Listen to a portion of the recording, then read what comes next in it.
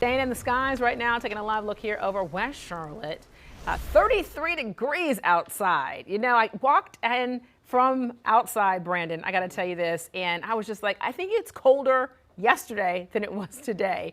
And of course, I think it is, right? It is, yeah, it's much colder. We just don't have that cold rain to go along with those cold conditions like we had yesterday. But yeah, it is still another cold one, still dealing with a good amount of clouds, although we have seen some sun today. Here's a look at some of those mountain snowfall totals from yesterday. Boone getting 7 inches of snow, 6.5 inches of snow for Beach Mountain and West Jefferson. This includes Banner Elk and Avery County too. The Newland, and as you're getting towards Jonas Ridge, 4 inches of snow there as you're getting into northwestern Burke County, one of the mountainous areas of Burke County, about 3,800 feet there, getting 4 inches of snow. Now, we may have seen a few flakes in the Charlotte area earlier this morning, and I would not be shocked if we did. And I believe what happened this morning was what we call a cedar feeder event or cedar feeder process. So what ends up happening is you get high clouds that are actually snowing way above our heads. However, that snow's not making it to the ground, but you've got lower level clouds where there's still a lot of moisture, packed full of moisture, I should say, those lower clouds. And what ends up happening is you have the high clouds snowing into those low level clouds where there's moisture,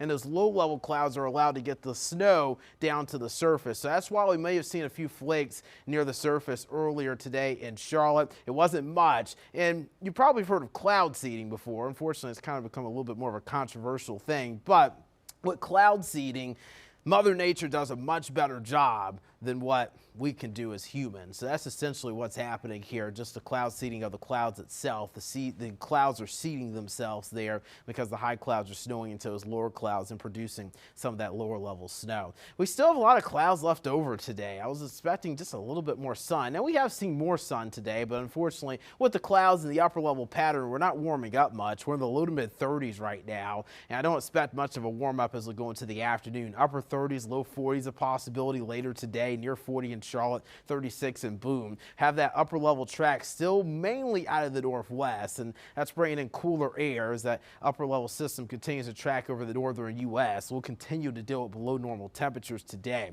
We're going to be, I'd say, mainly clear later this evening and overnight tonight, but we're still going to have a few clouds to battle on Wednesday as an upper level disturbance moves through. That could bring maybe a raindrop or a few snowflakes to the western Carolinas up in the mountains. Most of us should be dry here towards the Charlotte area. Temperatures tonight dropping into the 20s, low 30s. Highs tomorrow, how about mid 50s? 54 in Charlotte, 52 Lincoln, 46 in Boone.